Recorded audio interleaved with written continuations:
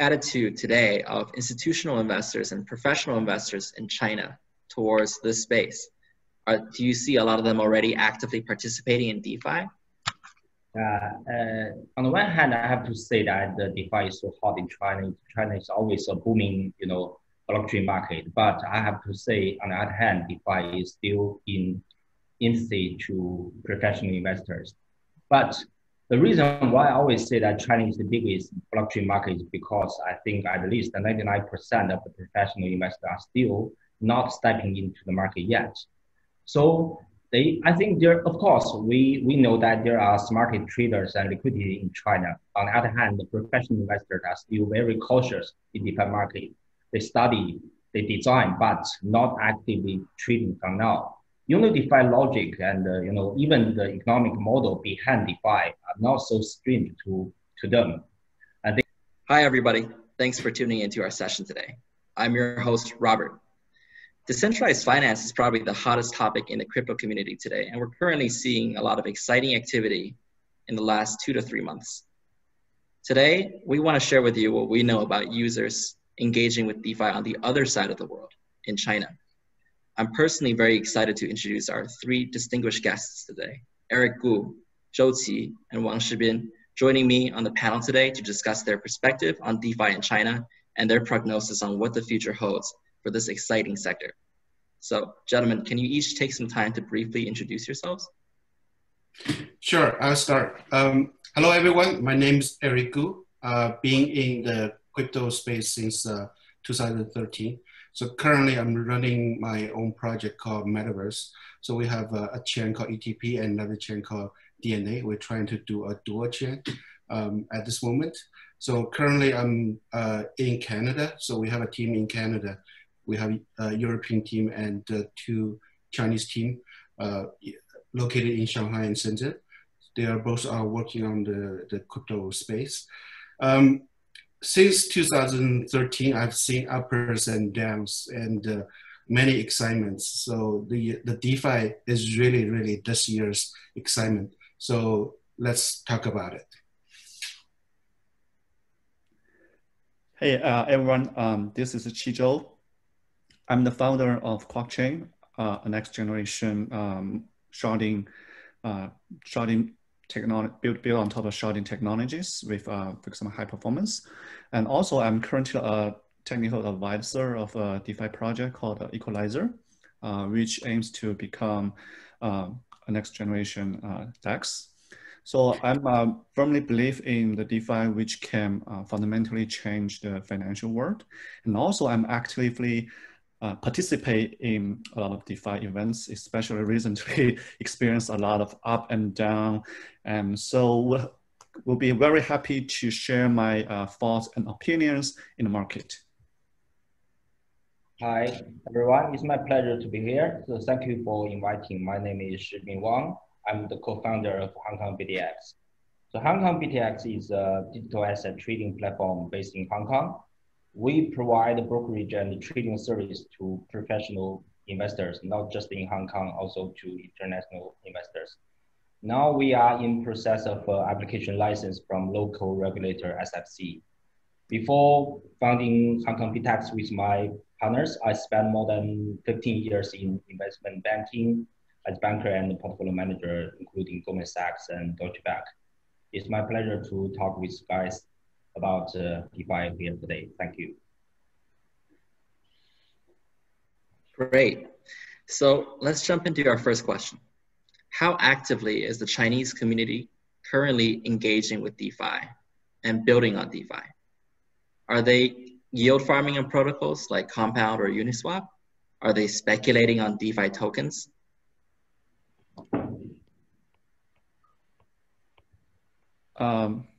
I just joined complete 2 AMAs in Chinese crypto community. So I can share some of my thoughts. Right now, I think the Chinese community is very active in the DeFi, also in the DeFi area. So besides there's a lot of groups that created for discussing DeFi, there are lots of inside discussion, like for example, Langhu nodes and also a lot of like the ranking of the different DeFi projects. And basically every day they will closely watch the new list and to see whether they can be able to farm besides like a Compound, Uniswap, Eon, and there's a lot of other protocols every day. So basically hundreds of projects every day. So definitely there are a lot of speculation, but right now a lot of people are more making study on the, for example, the behind mechanism of each DeFi tokens, how it works, how the governance work, how its value capturing is being achieved, and what is the result, and all these things. So I think it's become more and more bigger community and become more and more mature. Yeah, I'd like to share something as well. At the beginning of this DeFi this year, I do see like two camps of Chinese investors. One is really who actually did their own research, and the other is like, oh, I really don't know what those are, right? So, so in the Chinese term, I don't know if it in a Western term the same thing. They call it the scientists' bull market. It's very interesting. So basically, whoever did research, they actually gain a lot from this bull run of a DeFi bull run. So it's interestingly, I saw that on the WeChat platform, there are hundreds of scientists group. So they create a group called scientists, right? So all of a sudden you have like hundreds of those groups, and they're teaching people how to become a farmer. I mean, EO farming, right? And it's very interesting that most people didn't really know how to use MetaMask at the very beginning. Now they are like, seasoned farmer now. They call them, we are the farmer, scientific farmer. So, still today, we still have two camps. One is really, oh, I don't really want to be part of the MetaMask scientists. I just go to decentralized exchanges to go buy coins. Or there's another new group of, I would say thousands of new scientists actually start farming. My observation, yeah. What about you, Shibin? What is the attitude today of institutional investors and professional investors in China towards this space?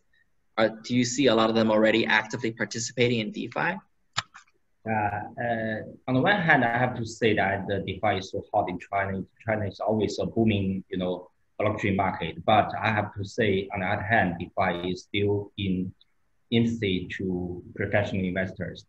But the reason why I always say that China is the biggest blockchain market is because I think at least 99% of the professional investors are still not stepping into the market yet.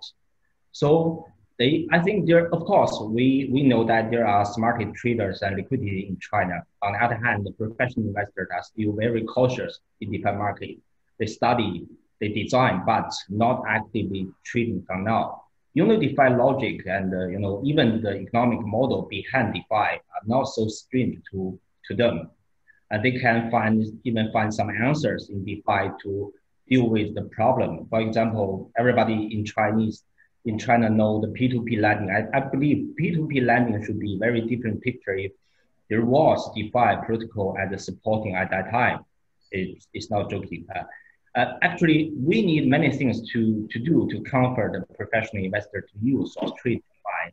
I think the first one should be, more advanced protocol to show at least the same or similar method to price risk, not just the credit risk, but also liquidity risk, time decay, everything. Now, most of the DeFi projects we can see are using, over collateral to price risk and giving return back. But I think the method is too simple to scale out other parameters. This means professional investor cannot review or approve such kind of investment in outstanding methodologies. So also we need, I think, the real security token to bridge real world and crypto technology. This is also what our company, Hong Kong BitEX, daily engaging and developing to create a token really based on physical asset. So without the regulated ITO or security token, I think the DeFi market will always just perform without fiat money fade away. More importantly, professional investors would like to trade under the same accounting standard, comfortable custodian support, which they maybe already used for so many years. I think these things would only happen if we tokenize financial assets, but run them in a DeFi ecosystem to catalyzing liquidity of the market. I think the last one we have to, to invite professional investor into the market is we need a stable coin. I mean stable, that means which is really agreed by all parties in the market to be really stable. So professional investors feel confident to use as when they staking, flight to quality, any other movement when market switch. But luckily, we look forward to see China CBDC to come in very short future. So I think if all the mentioned realized, DeFi not just only have a professional investors, DeFi can have the whole world. So let's talk about the other side of the coin. Eric, on social media, you previously expressed your concerns about the recent congestion on Ethereum network caused by DeFi-related activity. What's your prediction on the future? Will users continue to tolerate these increasingly high and unpredictable gas fees and transaction times, and such as we've seen quite a number of gas fee spikes in the last 2 months? Or do you think that they will start migrating to other smart contract platforms while we wait for ETH 2.0? One thing I'm pretty sure that user won't tolerate this increasingly high gas fee and the network congestion. That's the key problem.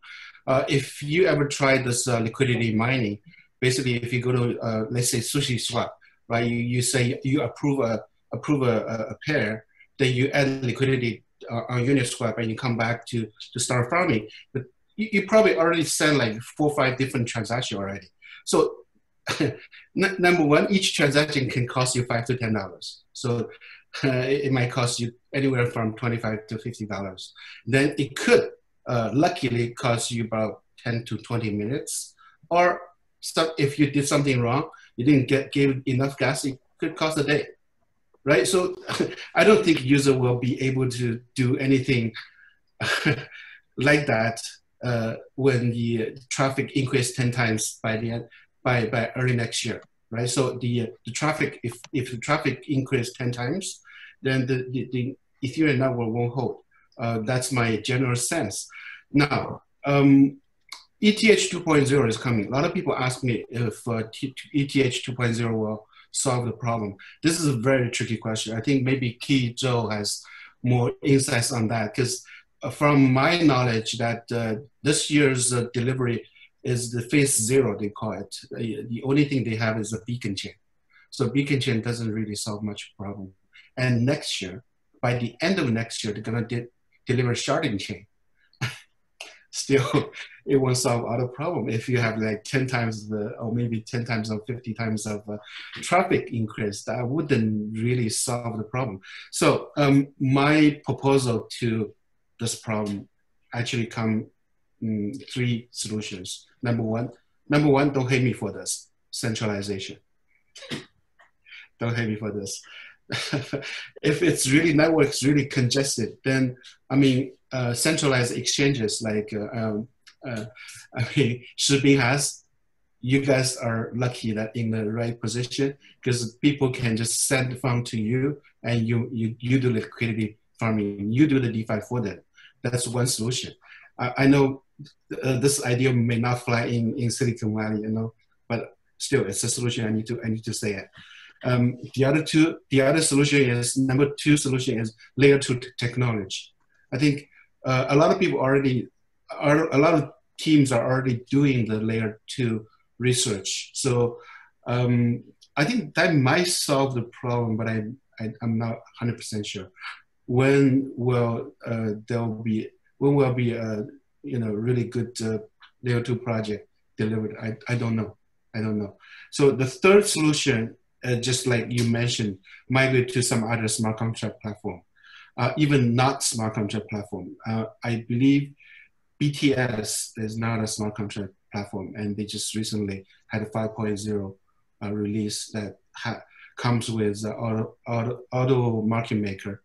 I'm not saying they're great. I haven't tried out yet, but it's a solution that without smart contract. And I think Polkadot is not a solution that without smart contract.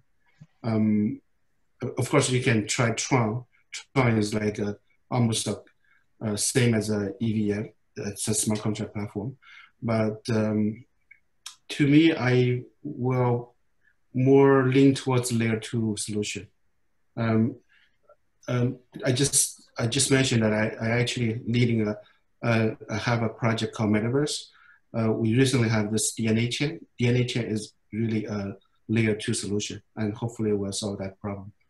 Yeah, be part of the competition.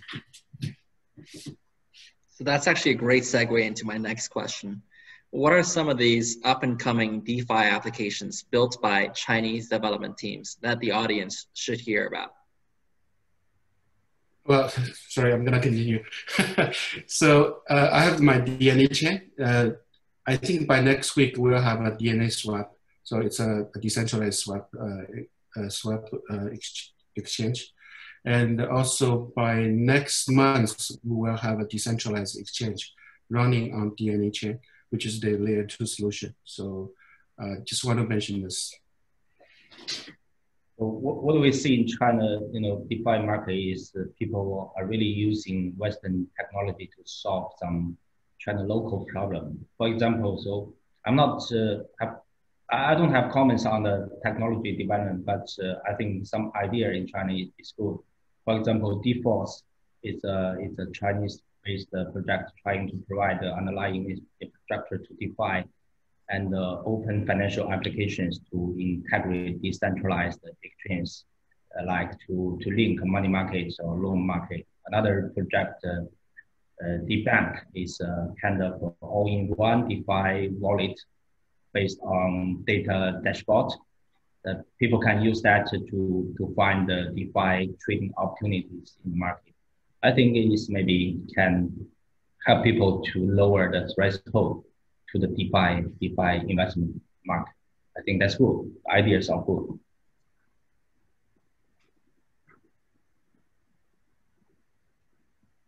So, Zhou, would you care to share a bit more about Equalizer, the DeFi product that you have been working on? Sure. So Equalizer is actually a DEX, a Uniswap-like DEX that is but with major innovations in terms of governance, token distribution, and also value capturing. Why we want to do that? So first of all, Uniswap describes a very good vision of that everybody can permissionlessly to create any trading pair and also participate in any swaps. And then all the transactions will be on top of the network. Everybody can see it and without any fear of, for example, discrimination or sanction. And I think this is a very good vision of called universal swap that I think this name comes from. But however, recently when they released their governance token that's called Uni, we found actually the existence of Uni actually in some sense harms their original vision.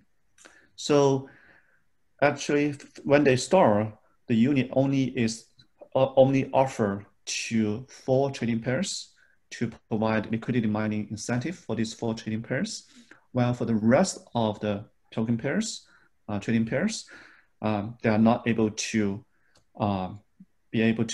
mine unit at this moment. This someone kind of prioritized, someone kind of introduced the discrimination as the which I would say betray their vision.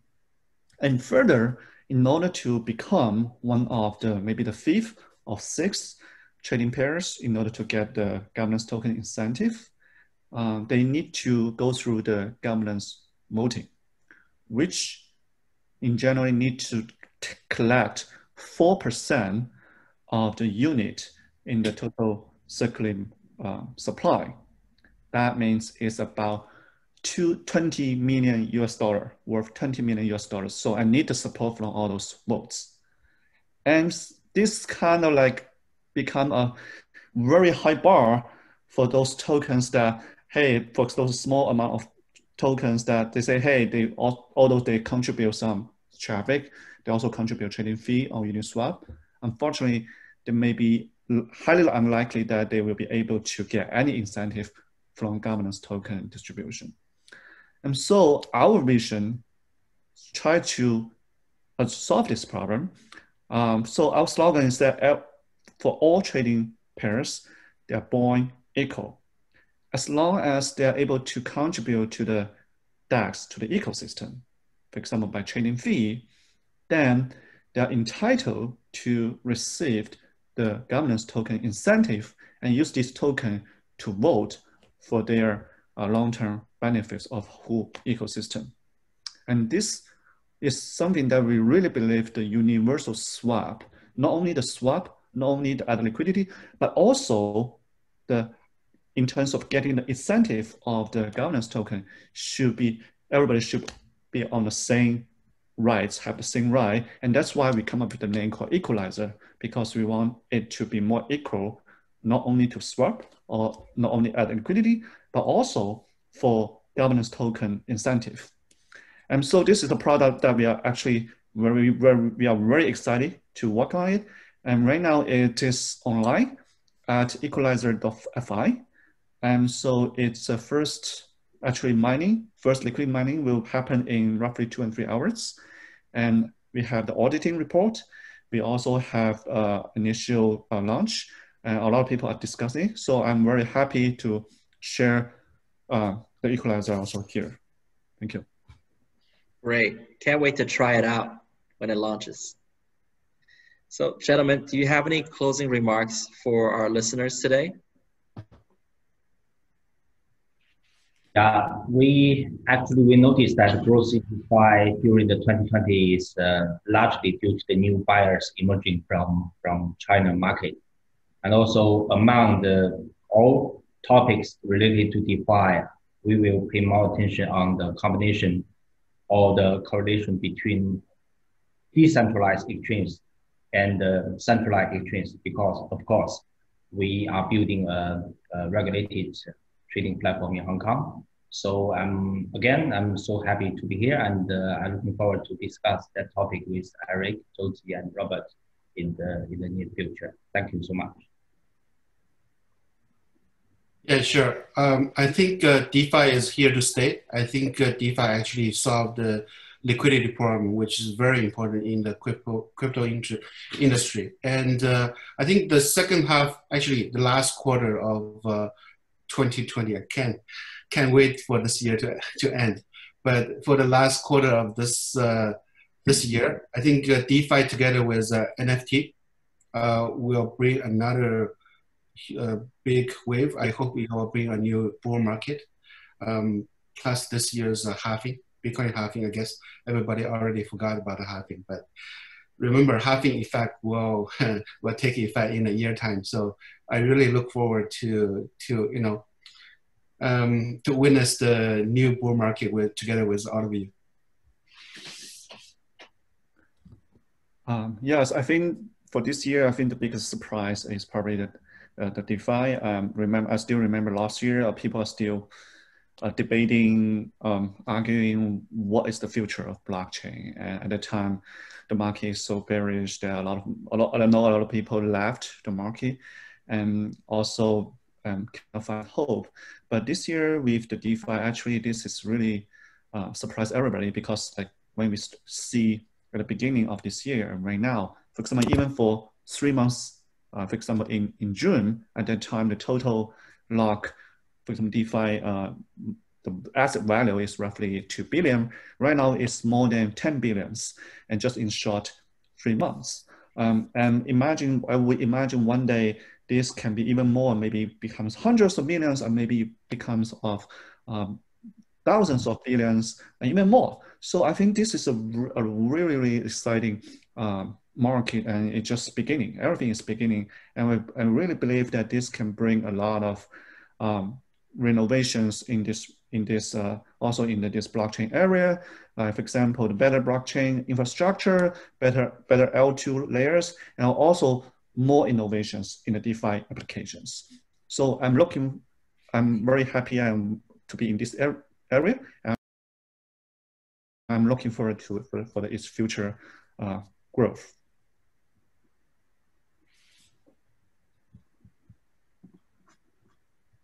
Great. I want to thank you all once again for tuning in to our session today. I hope you found today's session to be educational and helpful.